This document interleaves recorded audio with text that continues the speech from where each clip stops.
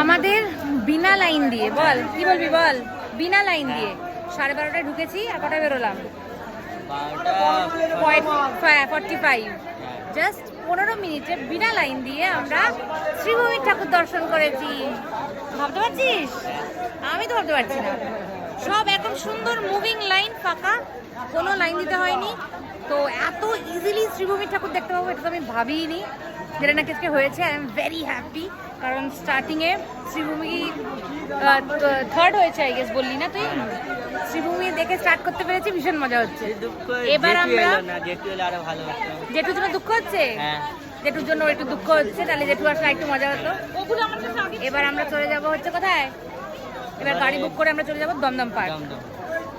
আমাদের 20খানা ঠাকুর দেখার প্ল্যানিং তো আছে, জানি না কটা আজকে হবে, যে কটা হবে না সে কটা আবার পরের দিন যাব, ঠিক আছে? One down. আমার মা শ্রীভূমির ঠাকুর দেখতে এসেও শপিং ছাড়বে না। দেখো এখানে সব ঠাকুরদের আসন বিক্রি হচ্ছে, সুন্দর সুন্দর। সেখানে আমার মা দাঁড়িয়ে পড়েছে কেনার জন্য, খুবই সুন্দর এক একটা আসন। আর এবার আমি এখানে ওয়েট করছি কতক্ষণে মার হবে, তারপরে আমরা নেক্সট ঠাকুর দেখতে যাব।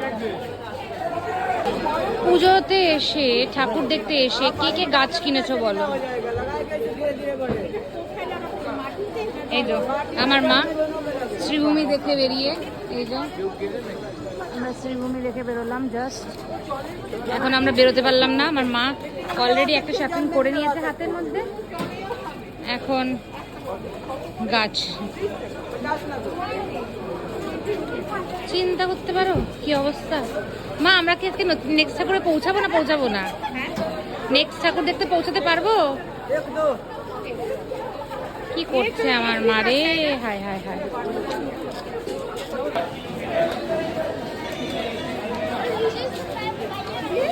দেব দাঁড়াবি।